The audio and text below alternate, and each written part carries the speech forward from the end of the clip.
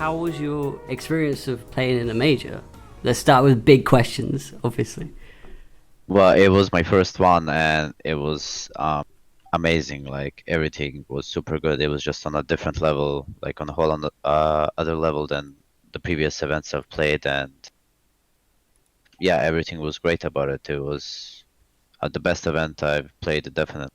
Nothing even comes close to it. I'm sure. I mean, the way you got there as well was just kind of phenomenal. You look at your kind of crazy's run through the open qualifiers, and you look at who you knocked out. You obviously knocked out Fnatic in the minor. You also put North down to the third place qualifiers. That must have been kind of a massive boost for your team. Yeah, definitely. We worked pretty hard, like after our fail, you could call it, in the Katowice minor, where we lost to Vitality and Ents, and we couldn't get to the major then, and then since that defeat, we just put in like crazy amount of hours into practicing and just improving on our mistakes and getting on individual form up to another level, and we just practice, and yeah, I'm just glad that like everything worked for us when we came to the minor first and then at the major. I still think we could have done maybe a little bit more and got into top 8, but I'm still like satisfied with the results we accomplished. Okay, so yeah, that's cool. I mean, I was definitely impressed by certain scalps that you took along the way. I mean, obviously you took down FaZe in quite a dominant series. But what was the kind of the toughest obstacle that you found whilst playing at the Berlin Major? Um, just Astralis, I think, was the toughest opponent. And like they won the major, so Yeah.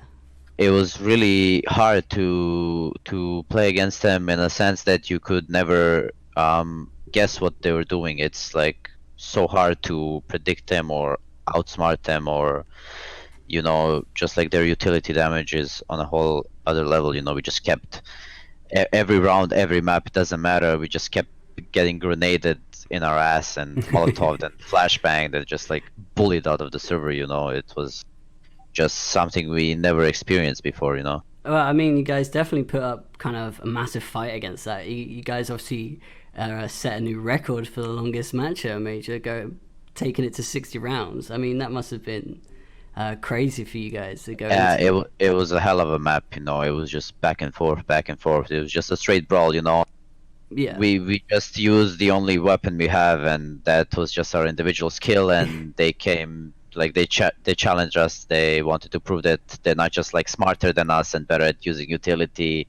They wanted to like show us that they're even better aimers than us. But it didn't really go that way. But I think we were just like super exhausted, and we're not like mentally prepared to play these like really long games, that are like draining mentally and well physically, you could say. And I'm pretty sure that's why like in both cases, also against Navi, like the decider map was just like a complete washout. They just like stomped us. I think we just don't have enough experience, and we're not like mentally resilient enough to just like play out the entire best of 3 with our focus and everything on like a really high level. Okay. So is that like something that you kind of, if you were to do it again, say you'd work a bit more like preparation time, or is it just kind of that lack of experience, would you say? I think it was just a lack of experience. Just a lack of experience of playing these like high level tournaments against these opponents. This was actually the first time we got to play tier 1 opposition, and I think we showed that we can actually hold our own against them. We just are missing that experience. And it's not something you can really work on. It just comes with time. Yeah. Okay. So then after obviously that was, I believe, the second map that Dust 2. How did you guys kind of reset afterwards? Was it? To be honest, everyone was like in a super good mood, but I Okay. think that map was like a record, 60 rounds. It lasted for 2 hours, maybe. I Yeah, don't it's know. It was, crazy. I don't even know. It felt like it lasted forever. We just like kept playing and playing and playing. Even though we were all like positive and happy that we won, it's just like, I could see that everyone was tired. Everyone was going into the third map thinking, yeah, we're gonna win. It's like Vertigo, we're pretty good on it. But then we came came into the server, started playing, and you could see like the energy was not there anymore. Like the same energy we had on the first two maps.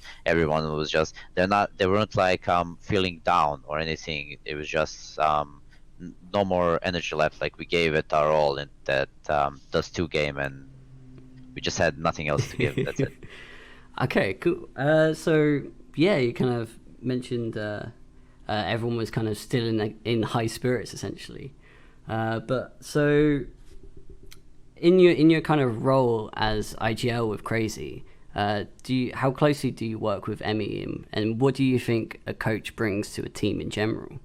Well, for me, there are two types of coaches. There's a coach who like focuses on his own team and having his players like always in a good mood, like staying positive, cheering them up, like yelling, fist bumping, and just like screaming, and getting the whole team pumped up, and just feeling like really like creating this really good atmosphere. And then you have the other type of coaches who are like the more tactical type, who just like sit behind you, and then when they need, they take a pause, they tell you what to do, they follow the game. And this is like the type of coach I think Kemi is. He is this like tactical coach who comes in with the game plan. He knows exactly what to do, he knows exactly what needs to be adjusted when and where. And these type of coaches are what I prefer to work with them more, because I think for myself that I can bring the hype always, and I'm screaming a lot, and I'm fist bumping, and I'm cheering on like the whole team always, and just yelling and just feeding this like positive energy to everyone. So like I prefer to have like a tactical coach who can actually just calm things down when necessary. So you're kind of like the hype beast, you're the hype machine for it. So you don't need like a Zonix if you go on HLTV and you just like look at my photos from events, like 8 out of 10 are just like me screaming.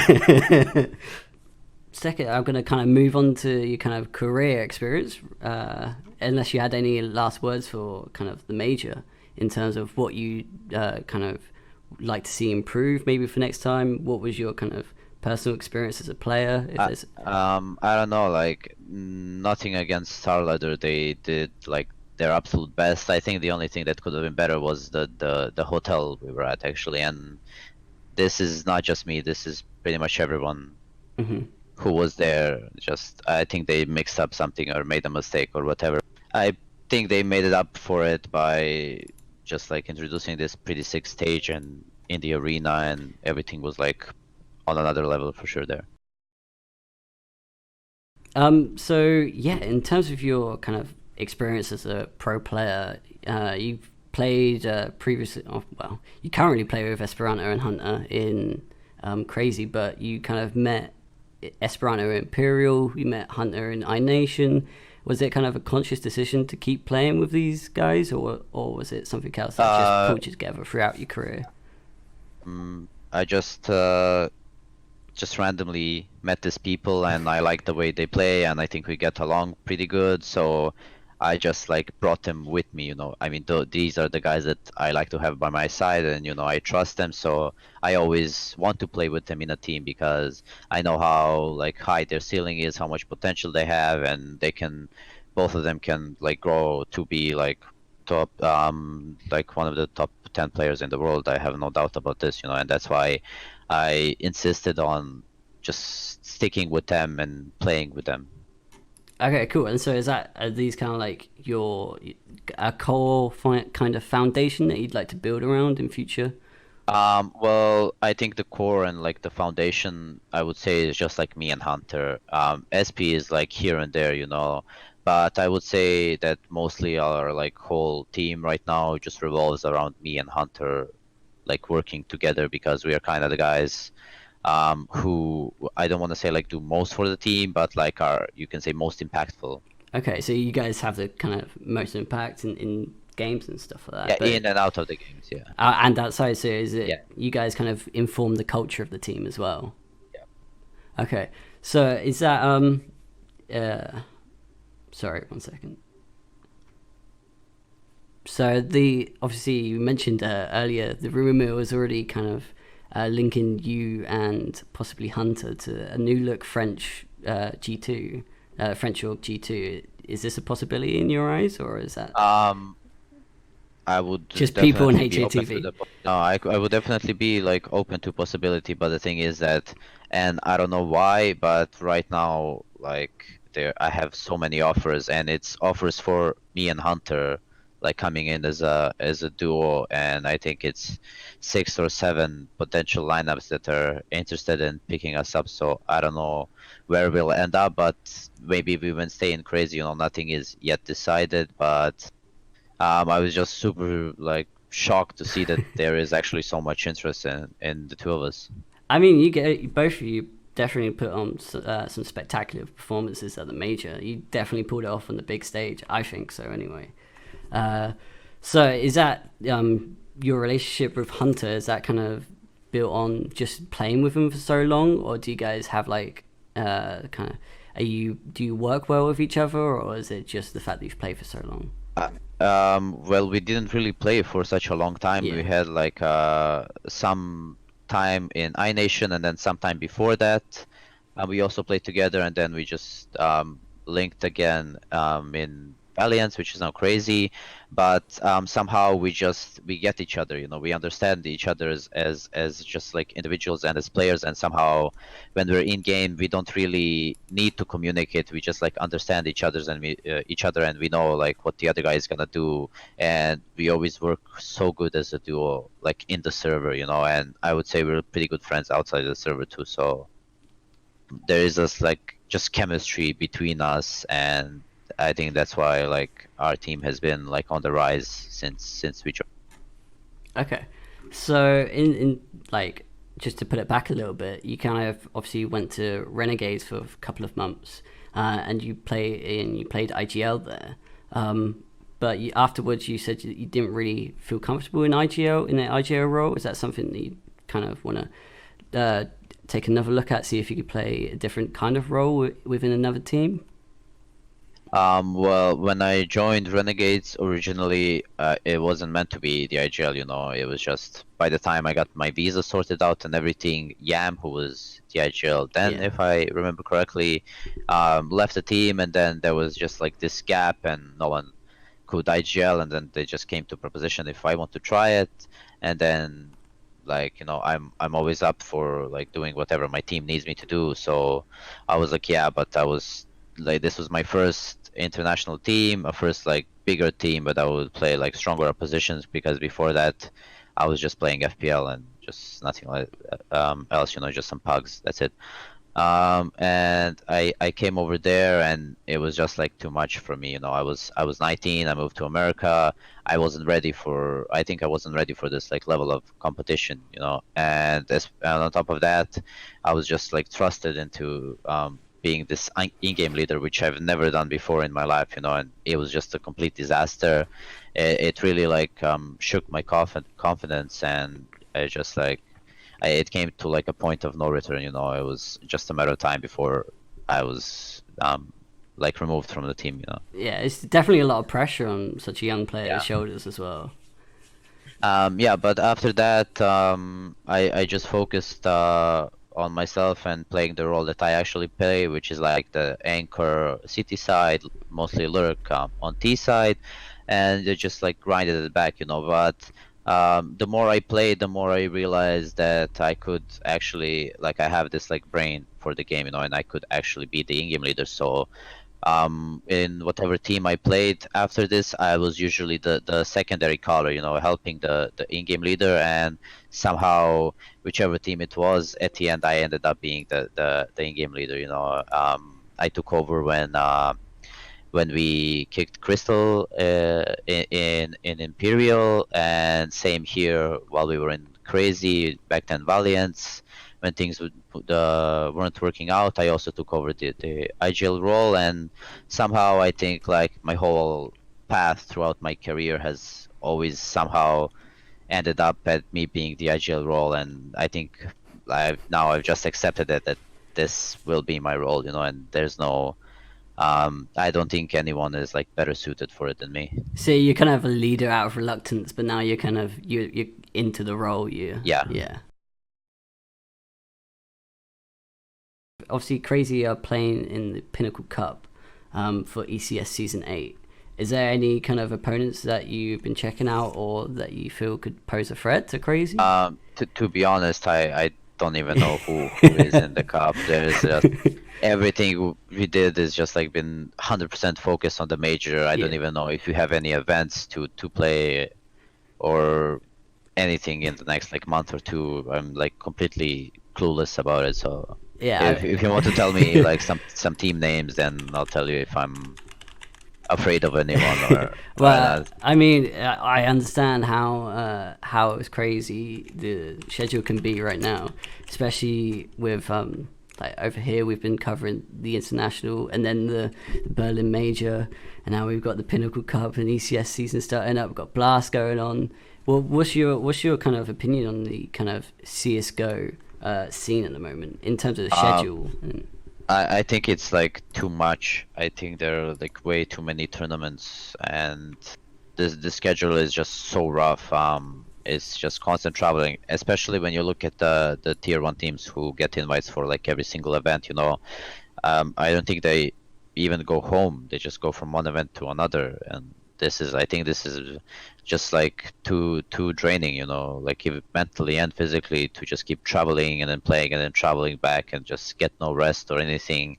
I think we need to just like improve the quality of the events, but smaller number of them, you know. Okay, and is that so? Like, obviously the CS:GO world's kind of been set alight, but ESL announcing their pro tour. Obviously, we don't know all of the details yet, but is that something that you as a player believe could be a good force in esports? Or it's definitely interesting, you know. We can it can go both ways, you know. It can be really good, but it can also impact some things negatively, you know. We will not know until it actually happens and we see the results. Yeah. But for me, I think it's like going in the right direction. You know?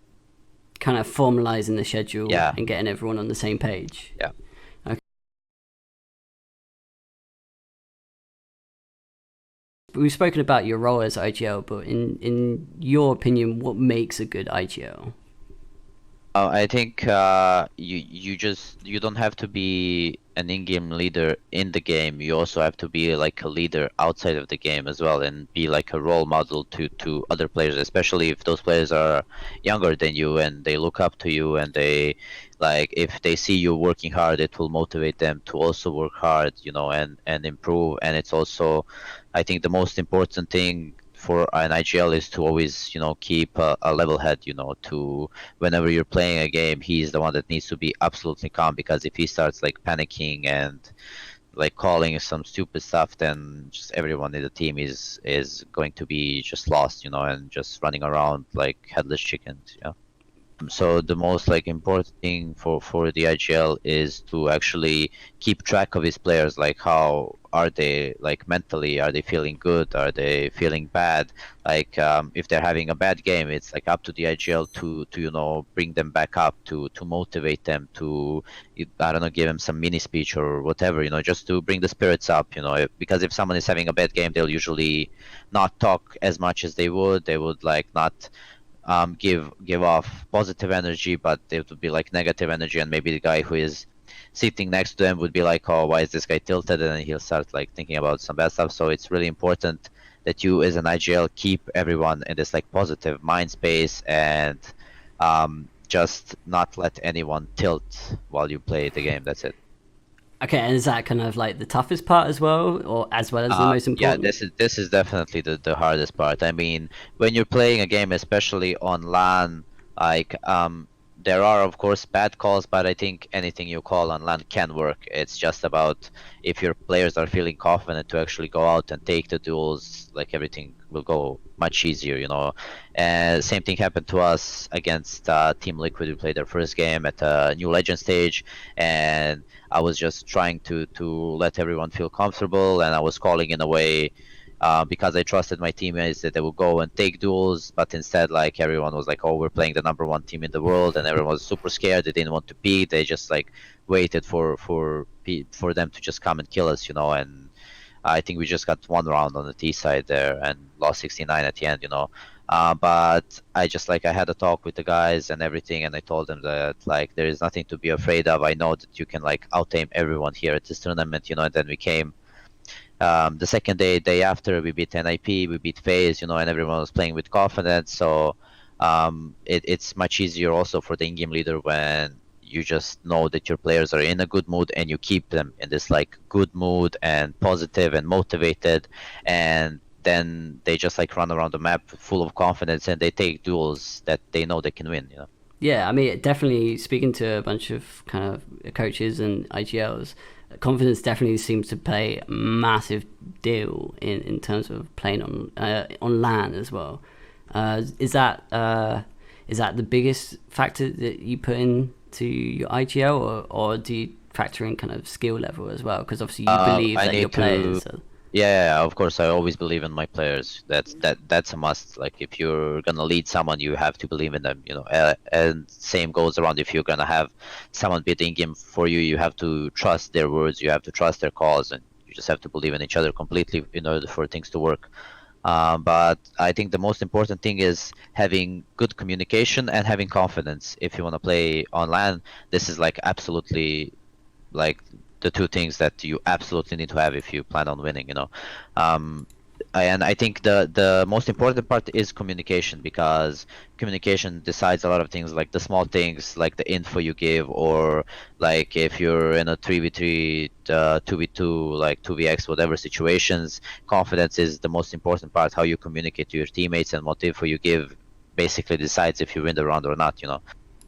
And for me, I always try to just like push people to talk more, you know, because you'll see most of the players, especially young ones, when they stay in like a 2vx situation or 3v3, you know, whatever, they just focus on their crosshair, they don't give any info and anything. So um of course, it's normal for them because most of the young players come from like playing pugs, and this is where you basically just focus on yourself.